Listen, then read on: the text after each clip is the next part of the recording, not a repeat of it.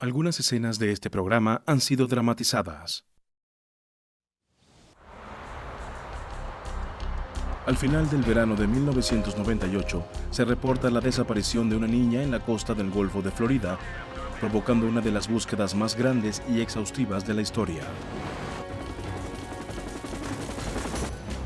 La comunidad se une en torno a los angustiados padres. La policía inicia una intensiva investigación en busca de la niña de 7 años y del responsable de su desaparición.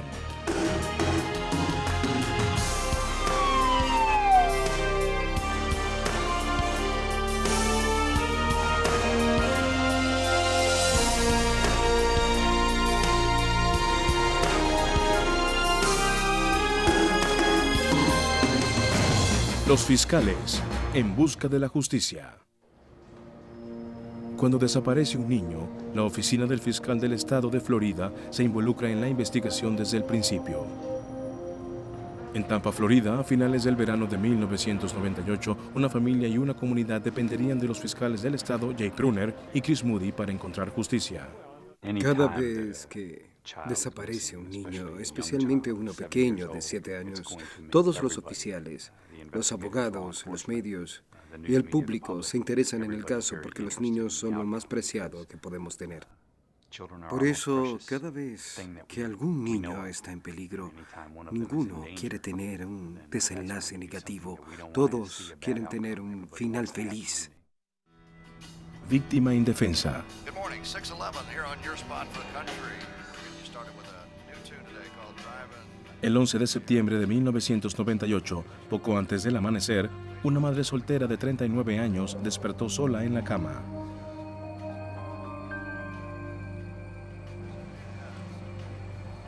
Amanda, la hija de 7 años de edad de Catherine Hartman, a menudo dormía con ella, Amanda. pero la niña no estaba allí.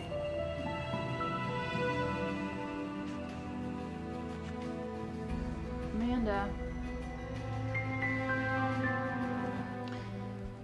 Amanda, ¿qué haces despierta tan temprano? Amanda. Catherine comenzó a alarmarse Amanda. cada vez más cuando su hija no le respondió. Amanda. Pronto se hizo claro que esa no sería una mañana como las otras. Amanda. Era el comienzo del peor día en la vida de Catherine Hartman.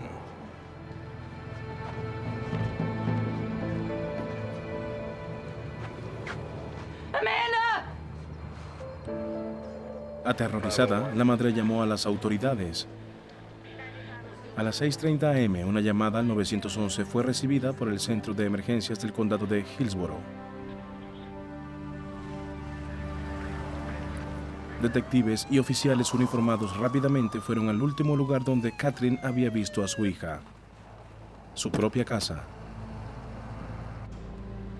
El detective Albert Brackett fue el investigador principal del caso. Respondimos como en cualquier caso de niño desaparecido menor de 12 años, con una búsqueda intensiva desde el principio. Eran las 2:30 de la mañana cuando Catherine se fue a dormir. 5 horas más tarde, Amanda es reportada como desaparecida. El equipo de detectives, sheriff y unidades caninas fueron enviados en su búsqueda en el vecindario y las áreas boscosas alrededor de su casa. Buscábamos a una niña que posiblemente estuviese por ahí en pijama. Esperábamos que estuviese en el área, quizás en la casa de algún amigo. Cuando ninguna de esas opciones fueron válidas, expandimos la búsqueda y fuimos de puerta en puerta. Y cuando fue evidente que no estaba en los alrededores, por supuesto buscamos en su escuela, en el autobús de la escuela y de otras compañías.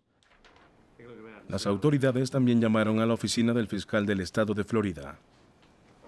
Jay Pruner contestó la llamada.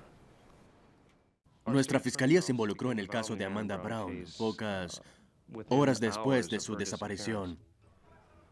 En la etapa inicial de la investigación, uno no quiere eliminar cualquier posibilidad de lo que le puede haber pasado a Amanda Brown. La policía tenía que interrogar a ambos padres de la niña desaparecida, así que enviaron a las autoridades para localizar a Roy Brown, el padre de Amanda. Brown y Catherine Hartman se habían divorciado 3 años antes. Hubo una audiencia de custodia para determinar los derechos paternales. El tribunal decidió que ambos padres compartieran la custodia de Amanda. Estábamos en las etapas iniciales de la investigación y era importante tener en cuenta cualquier escenario para no pasar por alto ninguna evidencia potencial, así que Roy Brown y Catherine Hartman estaban bajo sospecha. Debe acompañarme a la estación de policía. Roy Brown lucía impactado cuando se enteró de que su hija estaba perdida. Él accedió a contestar algunas preguntas en la oficina del sheriff. La detective Dorothy Martínez estuvo a cargo para determinar si alguno de los padres de Amanda Brown podía tener algo que ver con su desaparición. ¿Por qué me tienen aquí? La detective Martínez entrevistó al padre con detenimiento. Durante la noche en cuestión, él dijo que había estado mirando la televisión en casa con su actual esposa.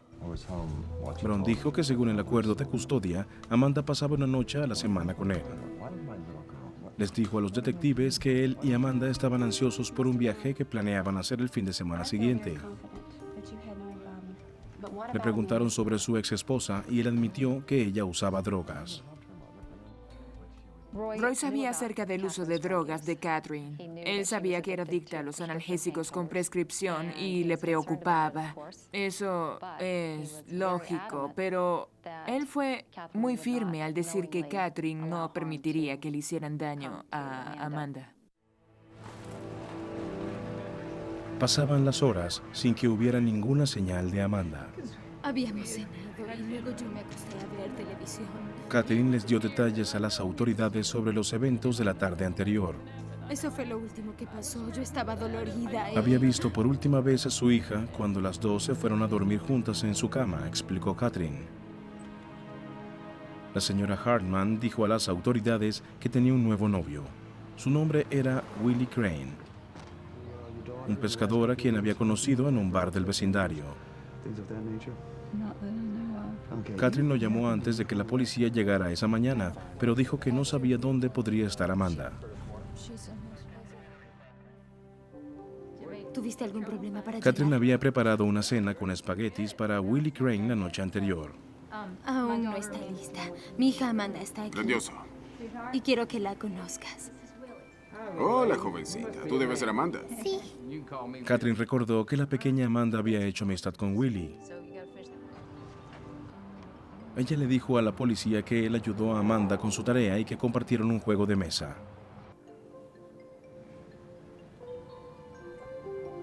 Willie y Amanda también dibujaron los contornos de sus manos en un bloc.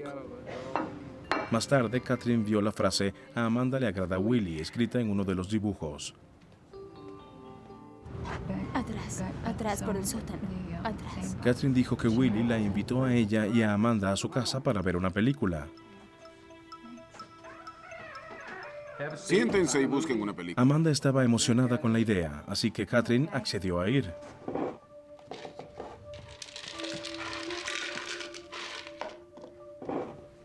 Gracias.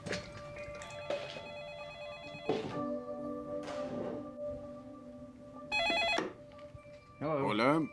Oh, Judy, ¿cómo estás? Sí.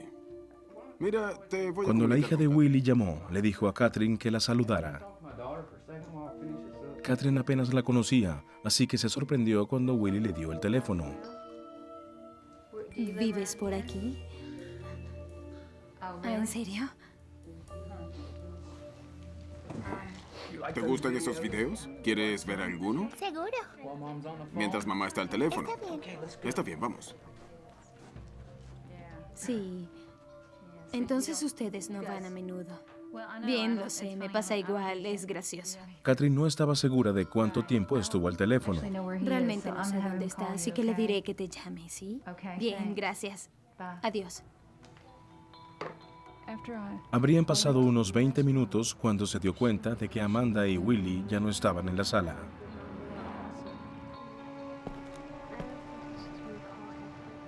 Catherine caminaba por el vestíbulo cuando oyó la voz de Amanda detrás de una puerta cerrada. ¿Qué están haciendo? Willie le dijo a Catherine que le había estado enseñando a Amanda a usar el control remoto. Tenemos que irnos. Espera, siéntate. Ella se sintió ligeramente incómoda y sugirió que era hora de marcharse. Ya había pasado la hora de acostarse de Amanda y la espalda de Catherine la estaba molestando. El Valium te ayudará con la espalda. Willie le ofreció un poco de su Valium. Estarás bien. Toma.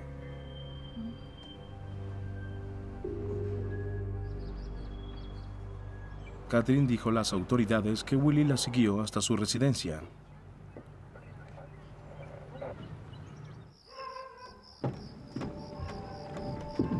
Aunque ella misma ya estaba sintiendo los efectos de los sedantes, Catherine notó que Willie estaba un poco intoxicado. Le sugirió que sería buena idea que descansara allí por un rato para ponerse sobrio antes de volver a su casa. Así que de todos modos le dije, mira, debes darme más dinero porque no voy a comenzar a trabajar turnos dobles. Oye, nena, ¿qué estás haciendo? Tienes que ir a la cama, ahora. No la acuestes con el cabello mojado, se resfriará. No le pasará nada, lo hacemos todo el tiempo. Nunca acosté a mis niños con el cabello mojado. Si logras hacer que se quede tranquila el tiempo suficiente para secarle el cabello, podrás hacerlo. Pero ahora tenemos que ir a dormir. Amanda, ¿quieres secarte el cabello? Está bien, sí. ¿Tienes un secador? Sí. ¿Puedes buscarlo? En un esfuerzo por seguir todas las pistas posibles, los investigadores buscaron los antecedentes de Willie Crane.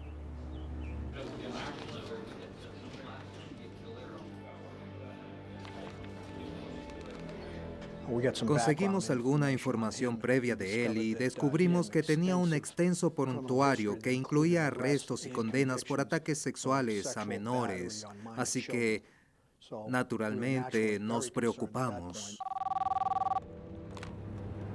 Los detectives inmediatamente le dieron la información del pasado de Willie Crane al fiscal Jay Brunner. Le dijeron que Crane había sido condenado a 20 años en 1980 por 5 cargos de ataque sexual a un menor. Pero fue liberado después de cumplir 6 años. Amanda, cariño, ven a dormir, es tarde. Catherine le dijo a la policía que eran pasadas las 2 de la mañana cuando ella y Amanda se acostaron esa noche. Las altas horas y el Valium que Willie le había dado la habían dejado agotada y cayó en un sueño profundo. Al principio no era aparente de una forma u otra si esto era un secuestro o una huida, porque no teníamos suficiente información previa en ese entonces para determinarlo. Lo que era evidente al principio fue que el último hombre cerca de Amanda Brown era un pedófilo condenado. Una madre afligida reportó perdida a su hija de 7 años de su casa en Tampa, Florida, a finales del verano de 1998. Las autoridades y los voluntarios iniciaron una intensiva búsqueda de la niña. La policía tenía un sospechoso en el caso. Willie Crane fue el último hombre que vio a Amanda. De todos modos, el fiscal del estado de Florida, Jay Brunner, estaba decidido a explorar todas las pistas posibles. No debemos sacar conclusiones precipitadas. Habría sido fácil concentrarse en Willie Crane y excluir cualquier otra posibilidad en este caso. Pero nos dimos cuenta de que si lo hacíamos, entonces habríamos tenido problemas en el juicio. Teníamos que saber más acerca de Amanda Brown. ¿Era problemática? ¿Era una buena niña? Teníamos que averiguar si había alguna otra posibilidad de que alguien más se la hubiese llevado y que quizás Willie Crane estaba en el lugar equivocado a la hora equivocada. Así que en ese entonces, sin excluir a nadie como sospechoso y sin identificar a nadie como tal, se concentraron en Catherine Hartman para determinar si ella tenía alguna participación. A fin de excluirla como sospechosa, las autoridades solicitaron que Catherine Hartman se sometiera a una prueba de polígrafo. Sí. ¿Retuvo alguna información en relación a la desaparición de su hija? No. El examinador del polígrafo le dijo a la detective Martínez que Catherine decía la verdad. Catherine estaba sumamente alterada. Creo que de veras amaba a su hija, pero pasaban muchas cosas en su vida que hicieron que tomara decisiones erróneas. 6 horas después de que su madre reportara su ausencia, aún no había señales de Amanda Brown. Su padre, Roy Brown, también fue excluido como sospechoso. Él se involucró en el esfuerzo de búsqueda y contribuyó decisivamente en conseguir apoyo público. Mientras los esfuerzos de búsqueda continuaban, también intentaban localizar al último hombre que vio a la niña de 7 años.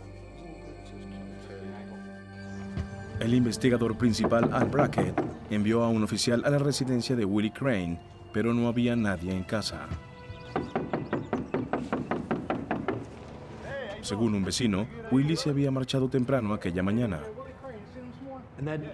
Ese vecino indicó que no era usual que Crane saliera tan temprano en la mañana, ya que normalmente se quedaba divirtiéndose hasta altas horas de la noche.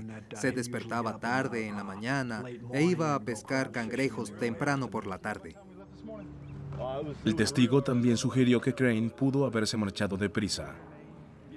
Había chocado con un buzón a la salida de su residencia.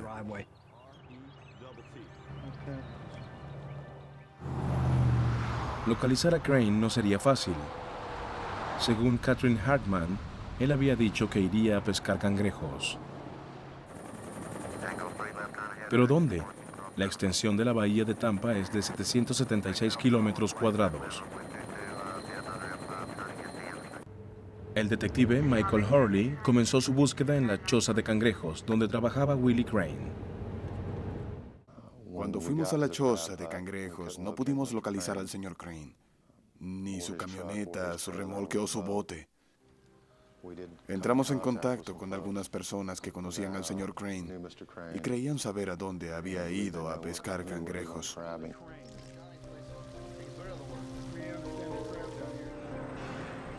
Los pescadores accedieron a ayudar a los detectives a encontrar a Willie, escoltándolos a la rampa de botes que Willie usaba con regularidad.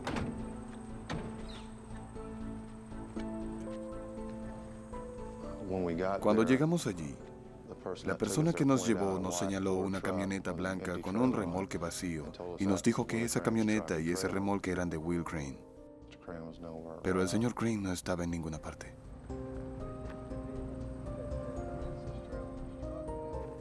Ese hombre que nos llevó tenía su bote de pesca allí y se ofreció a llevarnos para ver si podíamos localizar al señor Crane en caso de que hubiese llevado a la niña a pescar. Nubarrones surgieron en el horizonte.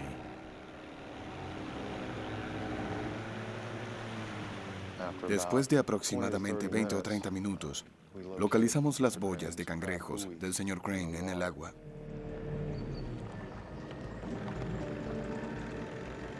Los investigadores encontraron cebo fresco en sus trampas de cangrejo. Porque esa boya es de Crane. Se acercaban más a Willie Crane. Salimos en un área de la bahía de Tampa conocida como la Encrucijada. Ahí vimos un bote con un hombre adentro. Y el hombre que nos guiaba nos dijo, ese es Willie.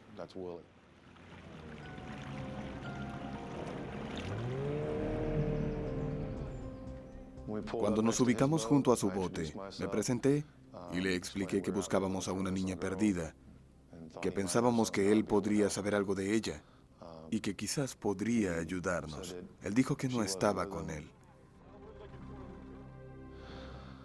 Le expliqué que me gustaría que viniera a hablar con nosotros. Accedió sin problemas. Le pregunté, ¿puedo subir a su bote? Y me contestó seguro.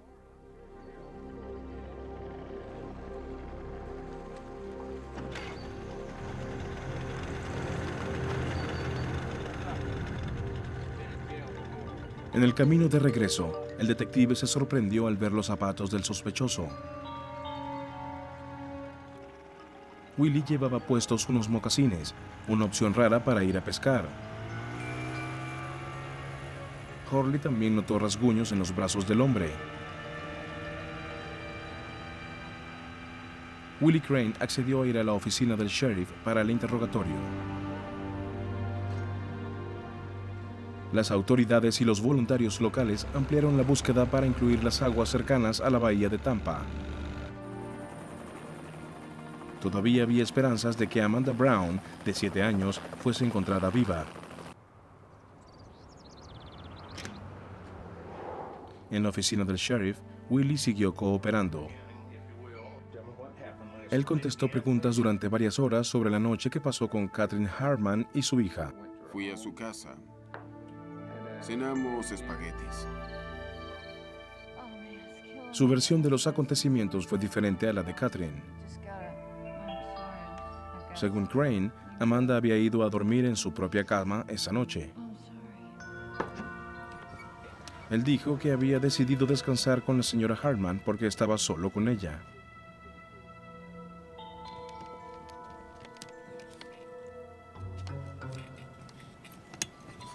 Crane dijo que cuando Amanda se deslizó bajo las mantas, él se marchó porque tenía que despertarse temprano para ir al trabajo.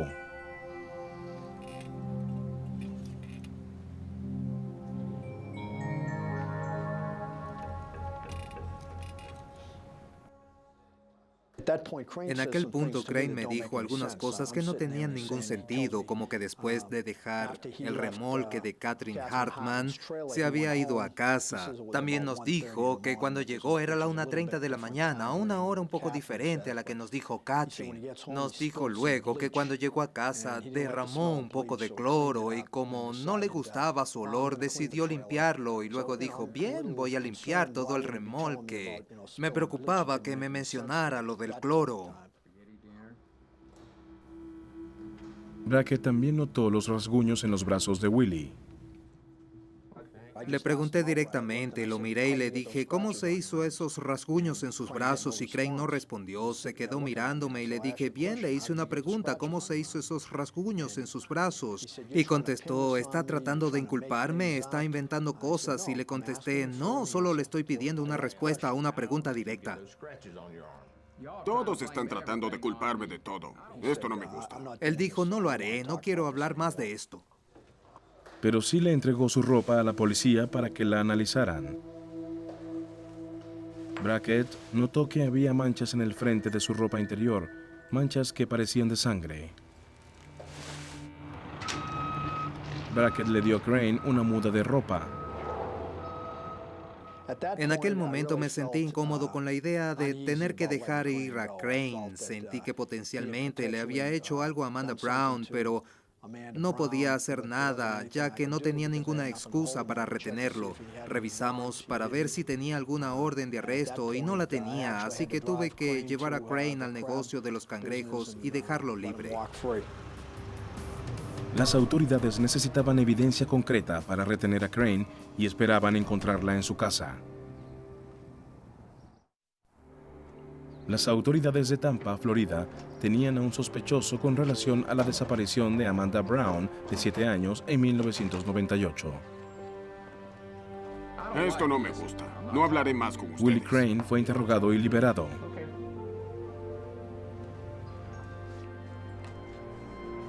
Los investigadores trabajaron con el fiscal Chris Moody para obtener una orden de registro para la propiedad de Crane. Esperaban que evidencias encontradas en la casa de Willie Crane lo conectaran a la niña perdida.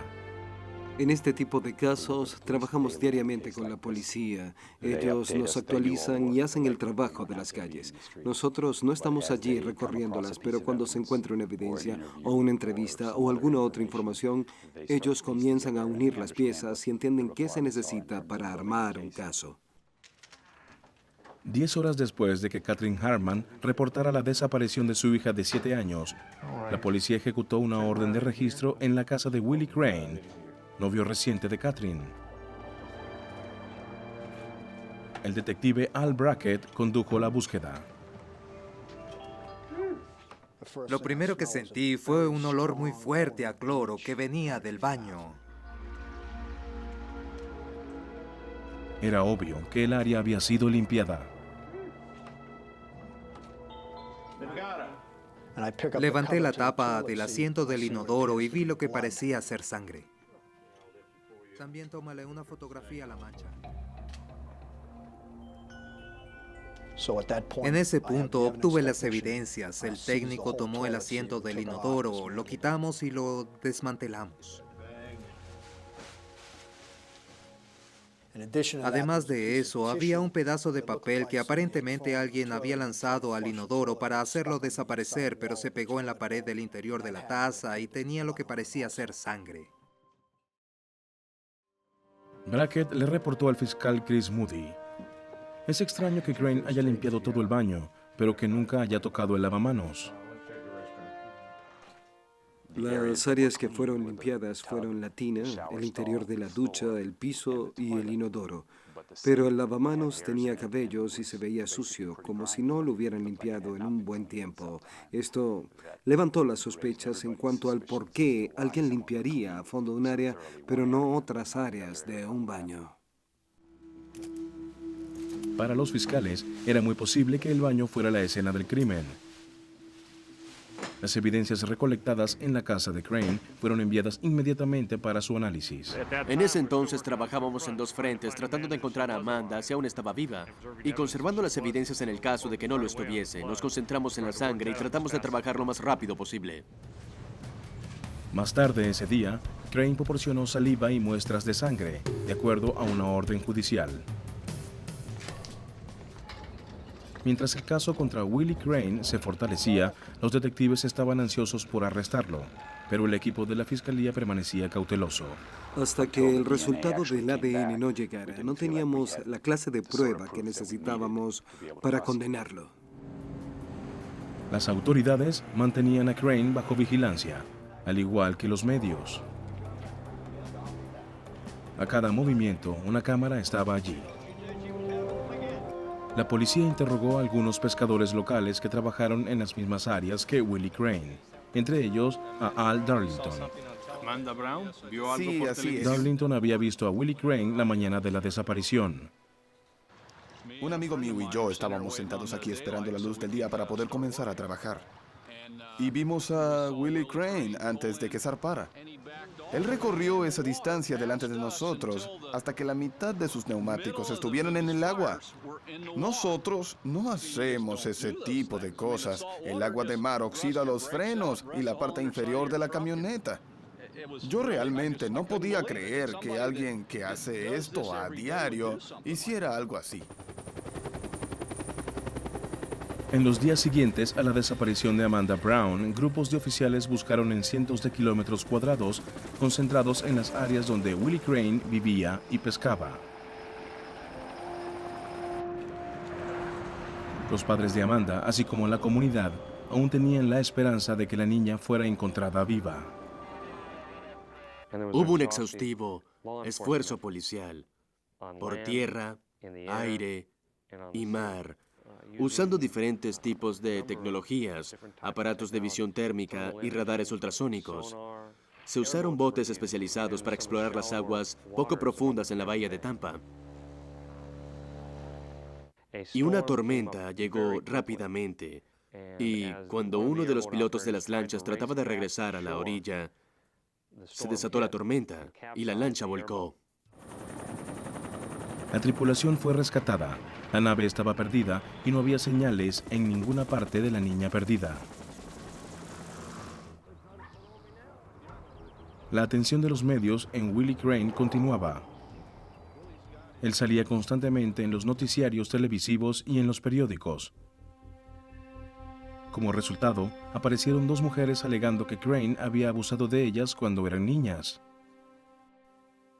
Ahora lo acusaban dos mujeres adultas. Un detective habló con ellas y determinó que había suficientes causas probables en sus historias para presentar cargos contra Will Crane. Y eso hicimos. Presentamos cargos en dos casos antiguos de hacía 25 o 26 años, con dos víctimas que habían vivido cerca de él en ese entonces y de las cuales había abusado. En Florida, la violación de un niño de menos de 12 años no tiene ninguna ley de prescripción. Crane fue detenido y acusado de los antiguos delitos. Ahora el sospechoso principal estaba bajo custodia. La fiscalía había esperado 3 semanas para recibir los resultados de la prueba que ellos esperaban conectar a Willie Crane con la desaparición de Amanda Brown. Buscamos a otras personas en otras áreas y nos encontramos rápidamente en un callejón sin salida y solo teníamos preguntas sin respuestas sobre Willie Crane. Estas fueron contestadas cuando el laboratorio nos informó que se había encontrado el ADN de Amanda en la ropa interior de Crane y en el asiento del inodoro de su casa. El doctor Martin Tracy, genetista demográfico, examinaría los resultados de la prueba. Él examinó las probabilidades estadísticas de encontrar el ADN de Amanda en la misma área de Willie Crane. Uno esperaría encontrar el ADN de Crane en la casa, pero no el de ella. Las probabilidades para mí eran muy convincentes. Esto significa que ella estuvo ahí y el hecho de que encontráramos mezclas de su muestra de ADN con la de la víctima sugiere que ellos estuvieron ahí juntos.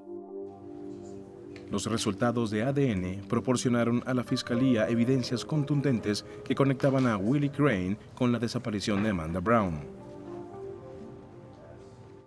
Esto unido a las pruebas que teníamos, así como el modo en que actuó en la rampa y los zapatos que usaba, nos convenció, más allá de una duda razonable, de que él había secuestrado y matado a Amanda Brown.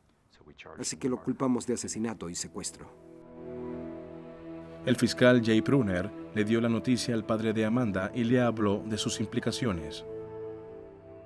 Una de las misiones más difíciles que he tenido como fiscal ha sido sentarme con Roy Brown y decirle,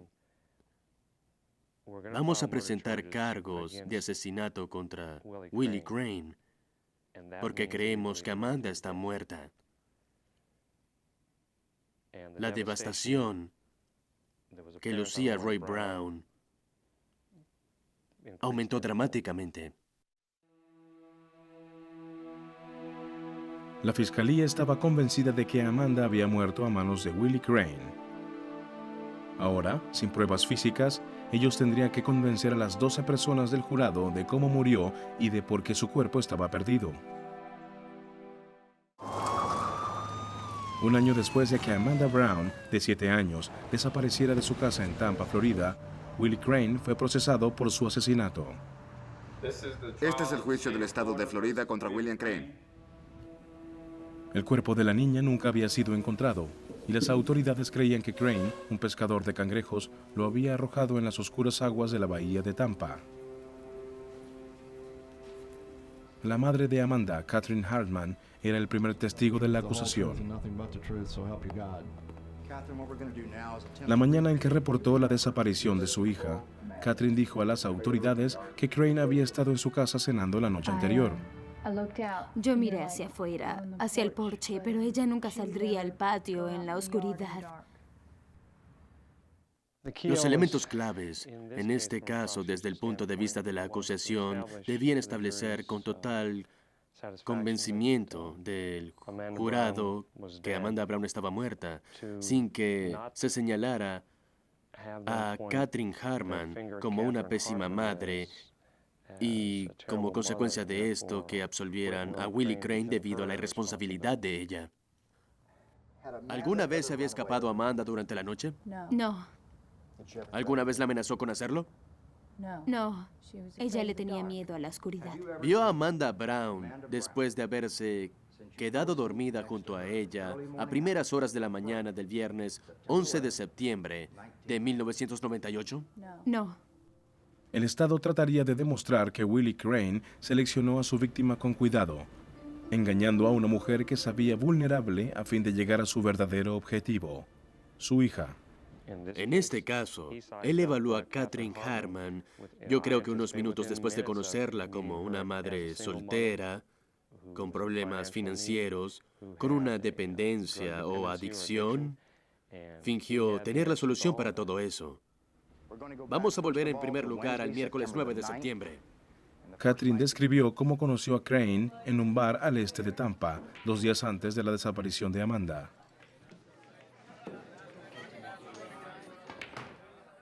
Willie Crane comenzó una conversación con ella, comenzó a mostrar dinero y anotó su número telefónico en un billete de $50 y se lo dio.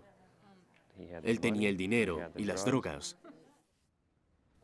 Catherine confesó que la noche siguiente, en la casa de Crane, había perdido la pista de Willie y de su hija mientras ella estaba al teléfono. ¿Cuánto tiempo pasó al teléfono? Aproximadamente 20 o 25 minutos, algo así. Y cuando fue a buscar a su hija y al señor Crane, ¿la puerta de la habitación principal estaba abierta o cerrada? Estaba cerrada. ¿Y qué hizo usted? La abrí. Él supo cómo hacerse querer, no solo por Katherine Harman, sino por Amanda Brown. En 30 horas, Willie Crane fue capaz de evaluar la situación, sondear sus debilidades y colocarse en una posición en la que podía sacar a Amanda Brown de la cama y alejarla de Katherine Harman, a quien le había dado 25 miligramos de Valium, lo cual la haría dormir toda la noche. Es un depredador clásico. El testimonio de Katherine era convincente, pero también planteaba un obstáculo. Brunner sabía que la defensa trataría de revelarla como una madre imprudente e irresponsable. Si la táctica funcionaba, el jurado podría culpar a Katherine y no a Willie Crane de la muerte de Amanda. Intentamos blindar los nervios de Katherine Harman, prepararla para el ataque que recibiría en el contrainterrogatorio.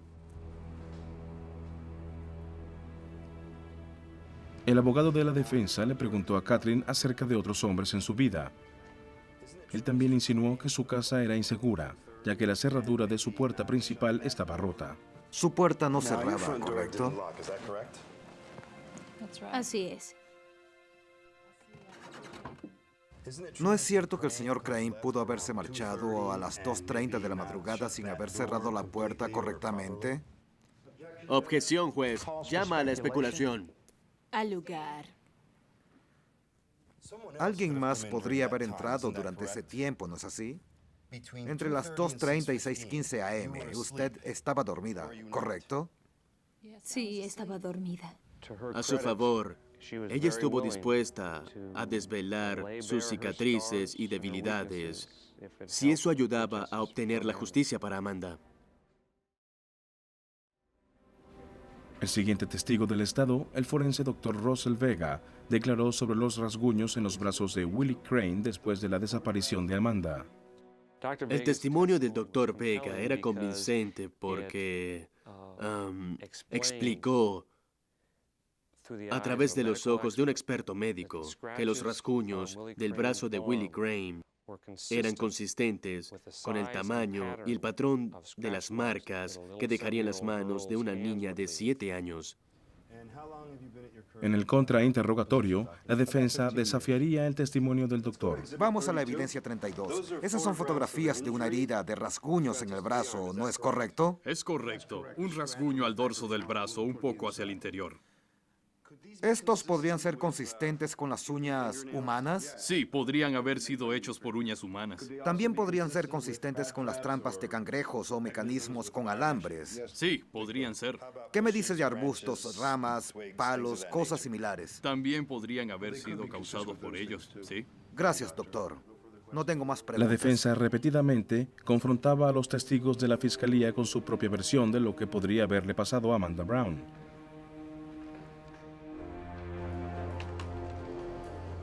La fiscalía llamó al pescador local Al Darlington como su siguiente testigo. Contaban con que él suministrara uno de los testimonios más persuasivos. ¿Jura decir la verdad, toda la verdad y nada más que la verdad? Darlington había visto a Crane en la rampa la mañana de la desaparición de Amanda. ¿Llegó a la rampa temprano en la mañana? Él testificó acerca del comportamiento raro y del atuendo de Crane esa mañana.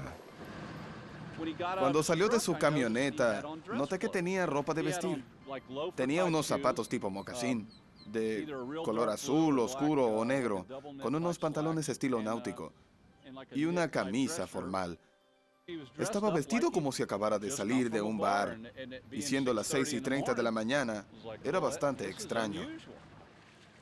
¿Había visto alguna vez al señor Crane vestido así cuando iba a pescar cangrejos? No, nunca he visto a nadie venir vestido así para ir a pescar. ¿Usted tuvo alguna conversación con el acusado?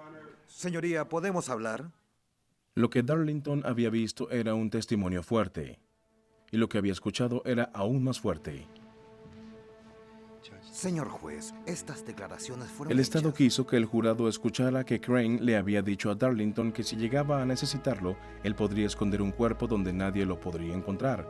La defensa sabía que la declaración tendría un fuerte impacto en el jurado, así que apelaron al juez para excluirlo. Estas declaraciones fueron, según se afirma, hechas con respecto a alguien que manipulaba sus trampas para cangrejos. No tiene nada que ver con lo que se le está acusando aquí. No se le está acusando por matar a otro pescador. Su señoría, esto va al centro de nuestro caso. La fiscalía sostuvo que Crane se jactaba de tener una habilidad, como la de ser capaz de disparar un arma, lo cual sería admisible. La jueza lucía escéptica. Eso está fuera de lugar. Es muy perjudicial e irrelevante para los cargos. Para la fiscalía, el lograr que el jurado escuchara este testimonio era esencial para su caso. Quizás no tenían un cuerpo, pero sí tenían a un acusado que decía saber dónde esconder uno. En septiembre de 1999, Willie Crane era procesado por el asesinato y secuestro de Amanda Brown, de 7 años. Su abogado defensor se negaba a admitir un testimonio que juzgaba perjudicial. No quería que el jurado escuchara que Crane se había jactado de saber cómo esconder un cuerpo. El testimonio es relevante para el caso. Después de escuchar los argumentos tanto de la fiscalía como los de la defensa, la jueza Barbara Fleischer estaba lista para tomar su decisión. No creo que se enfocara en su estado mental en ese entonces, sino en la familiaridad que tiene con el área y su capacidad de hacerlo. Así que voy a permitirlo. Pienso que es más probatorio que perjudicial. Para el alivio del fiscal Jay Pruner, ella falló a favor de la fiscalía. Señor Darlington, ¿tuvo alguna vez una conversación con el acusado en la cual él indicó la capacidad que tenía de deshacerse o de ocultar un cuerpo? Él no me dijo cómo, pero me dijo que podría hacerlo si era necesario. ¿En cuántas ocasiones le dijo esto? 2. En 2. ¿Y qué dijo él? Él dijo que sería capaz de esconder un cuerpo donde nadie lo encontraría. El testimonio de Darlington demostró ser crucial. El Estado había demostrado que Willie Crane no solo tenía el conocimiento, sino la oportunidad de eliminar el cuerpo de su víctima en las oscuras aguas de la bahía de Tampa. Para el fiscal Chris Moody, el testimonio de Darlington ayudó a vencer el principal obstáculo de la fiscalía: el hecho de que el cuerpo de Amanda nunca fue encontrado. El no tener un cuerpo en un caso de asesinato es un gran obstáculo. Una de las cosas que debíamos demostrar era que Amanda Brown estaba muerta. Luego el Estado tendría que explicarle al jurado el por qué el cuerpo de Amanda nunca fue recuperado.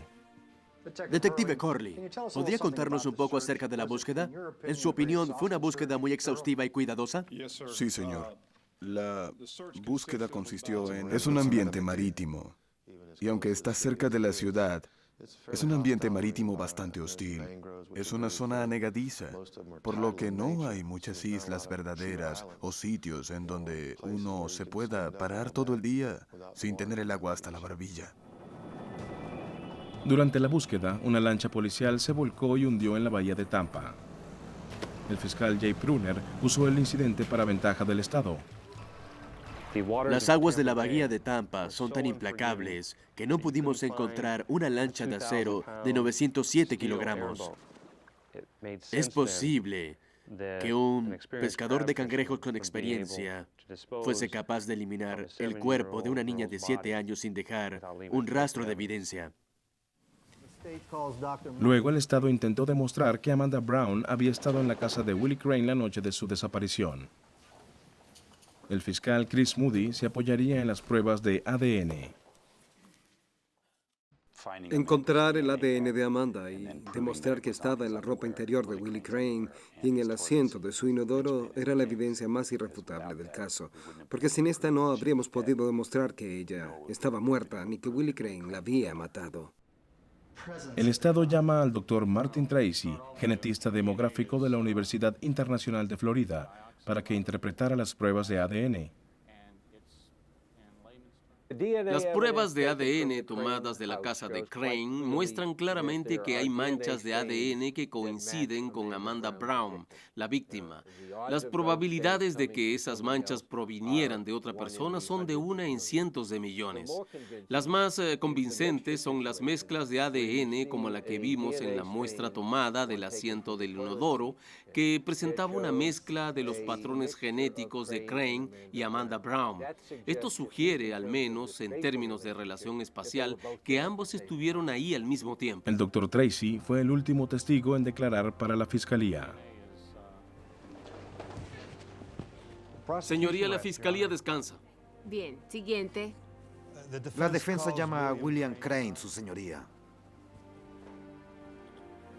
Las posibilidades de la defensa de obtener una absolución para Willie Crane dependían del testimonio del mismo señor Crane. Tan manipulador como era Crane, nunca pensé que su abogado pudiera mantenerlo lejos del estrado. Crane insistiría en testificar. Dígame, ¿qué hace para ganarse la vida? Soy independiente. Pesco cangrejos. Crane declaró que nunca había terminado la escuela primaria.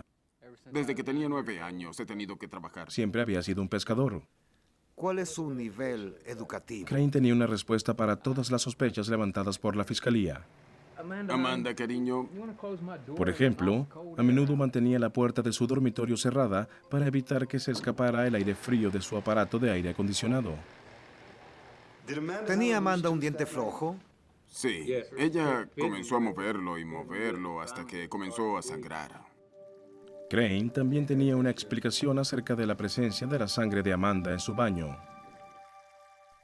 Una de las cosas que no nos dice el ADN es cómo una mancha de sangre llega a algún lugar, en este caso al asiento del inodoro y a su ropa. Él trató de explicar que el diente de Amanda estaba flojo y sangraba, y que había sido así como llegó la sangre. ¿Recuerda de dónde provienen esos rasguños en sus brazos? Sí, señor. Me los hice con las plantas.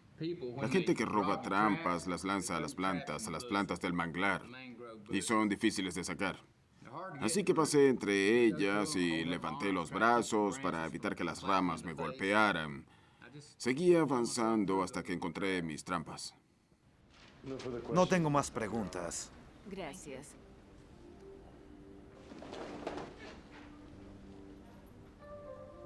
Señor Crane, dígame, ¿qué tanto le dolió cuando Amanda le arañó el codo con sus uñas? Nunca esperé que Crane confesara en el contrainterrogatorio. Quería atacarlo directamente para desconcertarlo y que el jurado viera cómo era realmente Willie Crane.